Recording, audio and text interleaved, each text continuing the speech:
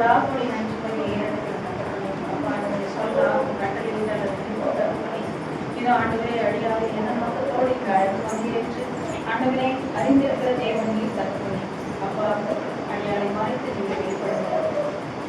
இது ஆண்டவரே தொடங்கினவர் நீர் முற்றிலையா தொடர்ந்து முடிவுகளிலும் தகப்பனே அப்பா அவருடைய தரம் ஆண்டவரை மக்களோடு இந்த வேலையை மாற்றுகிறேன். கற்ற உலகமான கிறிஸ்திய சுத்தம் செய்யும் எங்கள் பரலோக பிதாவே.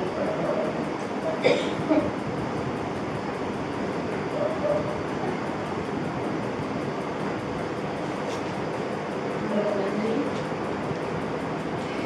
வேலையில அடியாருடன் சந்தோஷப்படுத்திய இலக்கியக்காரக்கும் தயவுக்காக நன்றி சொல்றேன். இன்னைக்கு எனக்கு கொடுத்துருக்கிற தலைப்பு என்னன்னா சனைகளின் சங்கமும் ரோமை பேரரசு. இது வந்து மத்திய 26:57 68 வரைக்கும் இப்போ நம்ம வாசிக்க கேட்டோம். இங்க என்ன பண்றாங்கன்னா நம்ம ஆண்டவரை அலக்கழிக்கிறாங்க. இப்போ வந்து தண்டனை கொடுக்கணும் அப்படின்னு நினைச்சிருந்தா காய்வாகவே கொடுத்துருக்கலாம் இல்லைங்களா? அவரை எதுக்கு அங்கிருந்து மறுபடியுமா ரோமாபுரிக்கு அனுப்பி வைக்கிறாரு. அப்போ அங்கே அனுப்பி வச்சு அங்க ஆண்டவரை வந்து ஆண்டவரை படுத்தாத அசிங்கமே இல்லை. நம்ம வந்து நம்ம வீட்டில் இருக்கிறவங்களே கூட யாராவது ஏதாவது சொல்லிட்டா நம்மளுக்கெல்லாம் தாங்கவே முடியாது. ஆனால் யாரு எவங்கன்னே தெரியாத பொய் சாட்சிக்காரவங்க அவரை அடிக்கிறாங்க, துப்புறாங்க, எல்லா அசிங்கமும் படுத்துறாங்க. அடிச்சுட்டு வேற யாரு அடிச்சதுன்னு கண்டுபிடிங்க, நீங்க தான் தேவகுமாரன் சரி நானும் கிறிஸ்டியில கண்டுபிடிங்க அப்படிங்கிறாங்க. அப்போ நம்ம இங்க என்ன கத்துக்கணும் அப்படின்னாக்கா, நம்ம எப்படி அசிங்கம் அவமானம் எது வந்தாலும் ஆண்டவருடைய பிரமாணத்தை நம்ம அங்கே நிறைவேற்றணும்னா நம்ம முதலாவது அமைதி காட்டணும். அமைதியா இருந்தாதான் எல்லாத்தையும் சாதிக்க முடியும். ஏன்னா நம்ம ஆண்டவரால் செய்ய முடியாத காரியம் எதுவும் இல்லையா? இப்போ அவர் சொல்றாரு, நீங்க வந்து இவர் சொன்னாரு யாரு ரெண்டாவது லாஸ்டா வந்த 2 பொய் சாட்சிக்காரு 3 நாள்ல வச்சு 3 நாள்லயே கட்டிடுவேன் அப்படின்னு சொல்றாரு அப்படின்னு சொல்லி.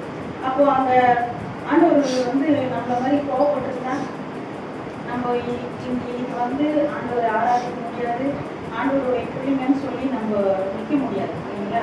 ஏன்னா நான் எதுக்கு இவ்வளோ அசிங்கப்படணும் அப்படின்னு சொல்லிட்டு அவரு எப்படி சொல்றது, சினிமால எல்லாம் பார்க்குற மாதிரி கத்தி எடுத்து சண்டை போட்டு போட்டுருக்கலாமே.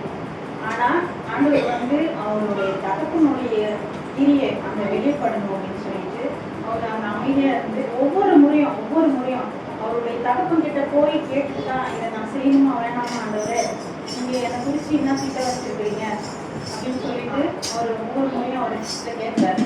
அப்போ இந்த சங்கத்துல வந்து நீதி சங்கம் இதுல யாரெல்லாம் உள்ளடங்கிருக்கிறாங்கன்னா, இந்த சங்கம் வந்து எப்போ இருக்குன்னா இவருடைய காலத்திலேயே இருக்கு. இப்போ கிபி 515ஆம் ஆண்டிலே இருக்குது. அப்புறம் கிமு 515 இருக்குது, கிபி வரையிலுமே இருக்குது இது. அப்போ இதுல வந்து யார் யார் இருக்கிறாங்கன்னா 71 நபர்களை கொண்டது. இதுல வந்து லேவியர் இருக்கிறாங்க, மூப்பர் இருக்கிறாங்க, மறைநூல் அறிஞர்கள் இருக்கிறாங்க, மூப்பர்கள் இருக்கிறாங்க. இவ்வளோ பேரும் அதுல உள்ளடங்கி இருக்கிறாங்க, 71 பேர். அப்போ இந்த 71 பேரும் என்ன பண்றாங்கன்னா, இவரை வந்து இந்த சட்டத்தின் கீழாக இவருக்கு தண்டனை கொடுக்கணும் அப்படின்ற ஒரு முடிவு பண்ணிதான் இவ்வளோ அசிங்கத்தையும் படுத்துறாங்க. ஆனா ஆண்டவர் என்ன பண்றாருன்னா எல்லாத்துக்குமே அதுல பேதுரும் வராரு இல்லைங்களா? பேதுரு வந்து என்ன பண்றாரு, அங்க உட்கார்ந்துட்டு இருக்கிறாரு அந்த இல்லை. அப்போ ஒரு அம்மா சொல்றாங்க, நான் உங்களை அவர் கூட பார்த்துருக்கேன் அப்படின்னு சொல்லிட்டு அவரு நான் இல்லை அப்படின்னு சொல்லிடுறாரு. ஏன்னா அவர் அங்க நான் இல்லைன்னு சொன்னேன், ஏன்னா நான் வந்து பண்ணுவேன் அப்படின்னு சொல்லும் போது நான் இருக்கிறேன் அப்படின்ட்டு பேதுரு சொல்லும் போது அவர் சொல்லுவாரு அப்பாலே போ சாப்பிட்டாங்க அப்படின்னு சொல்லிட்டு. ஏன்னா அவரெல்லாம் அங்க கோவப்பட்டிருந்தா ஆண்டவருடைய எல்லாருடைய அங்கீகாரமும் அங்க கிடைச்சிருக்காரு.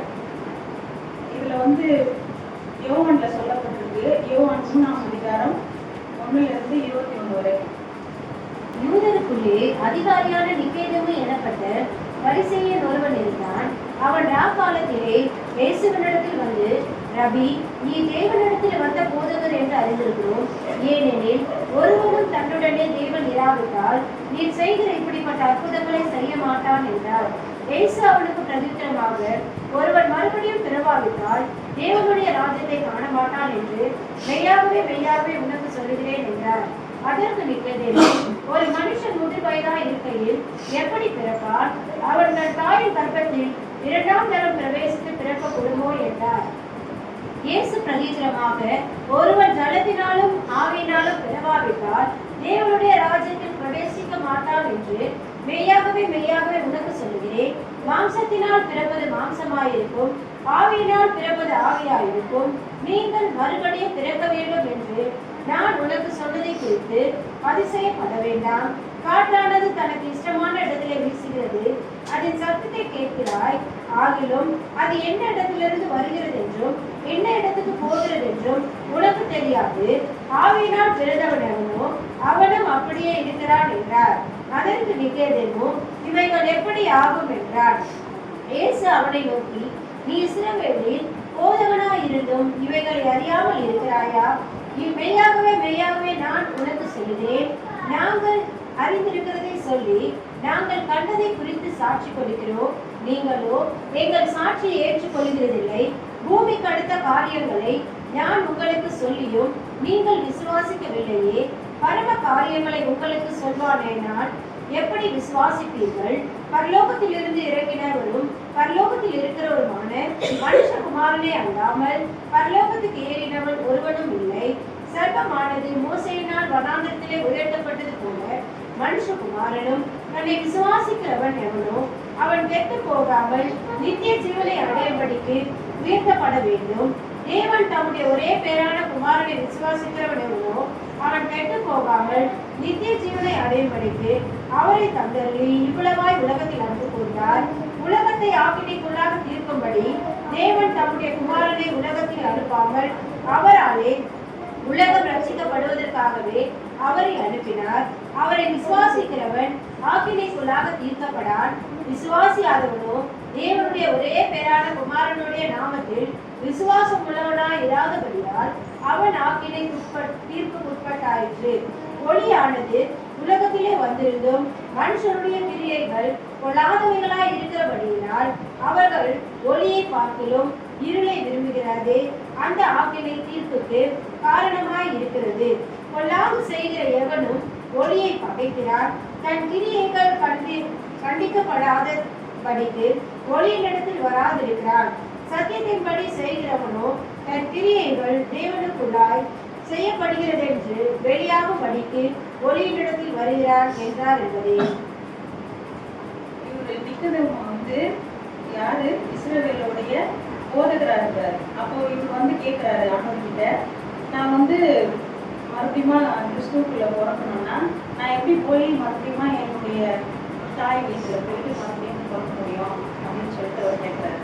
அப்போ ஆண்டவர் கேட்கிறாரு அவரை பார்த்து, இஸ்ரவேலுடைய போதகரா இருந்து நீ இப்படி கேட்கலாமா அப்படின்னு சொல்லிட்டு. காத்து வந்து தனக்கு இஷ்டமான இடத்துல வீசும், ஆனா அதை நம்ம பார்க்க மாட்டோம். காற்றை நம்ம யாராவது பார்த்துருக்கோம்னா காற்றையும் பார்க்க மாட்டோம், மழையும் பார்க்க மாட்டோம், ஆனால் வாக்காளர்கள் எழுப்ப போகிறோம், இப்படிதான் நம்ம கேள்விப்பட்டிருக்கோம். காற்றானது தனக்கு இஷ்டமான இடத்துல வீசுது.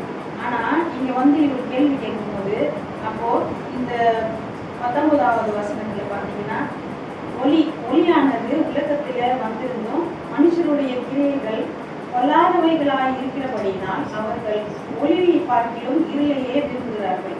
அந்த அந்த அந்த ஆக்கினை தீர்வு காரணமாக இருக்கிறது.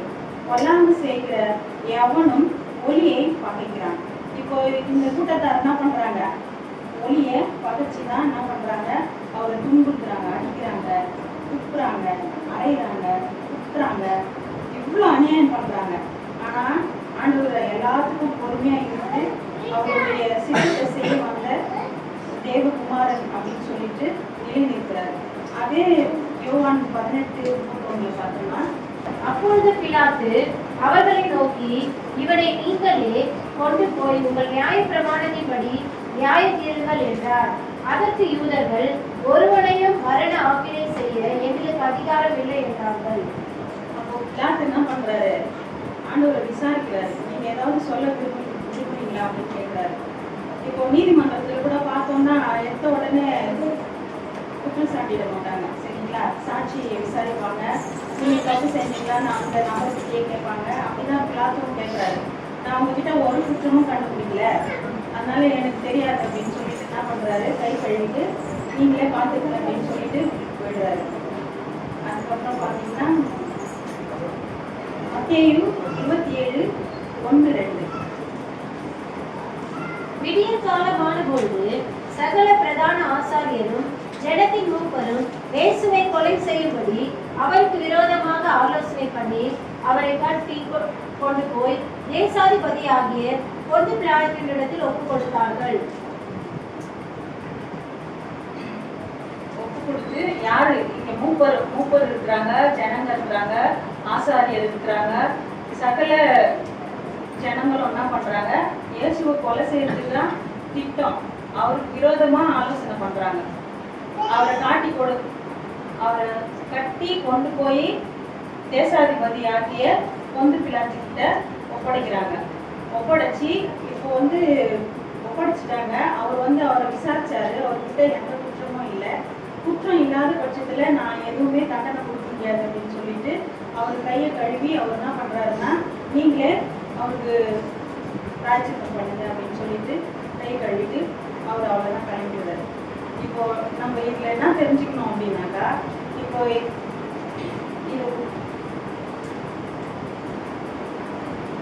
இதோட உள்ளடக்கம் பார்த்தீங்கன்னா சிலுவையும் மரண நிகழ்வில் நீதி தவறியது இந்த சனகிரி சங்கமா அல்லது ரோம பேரரசா? இங்க கேள்வி எழுதுது. இப்போ யாரு இங்க நீதி தவறிட்டாங்க? ரெண்டு பேருமே நீதி தவறிட்டாங்க. ஏன்னா யாருமே அங்க நீதியாவே பேசலையே. அநியாயத்துக்கு தான் அவங்க தொண்ண போறாங்க. ஒளியை அவங்க மறுதளிச்சுட்டு குற்றம் புரியறதான ஆக்கினைக்கு உட்பட்டுட்டாங்க. சரிங்களா? நம்முடைய அப்பா தேவனே,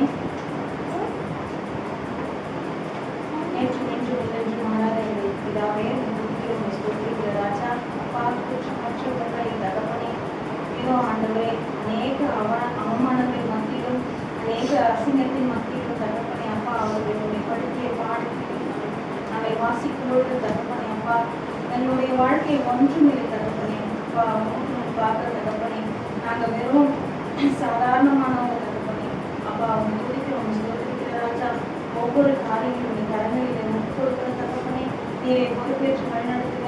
ரட்சகர் மீட்பருமான கிறிஸ்து இயேசுவின் விடுதலை செய்து எங்கள் பரலோக பிதாவே.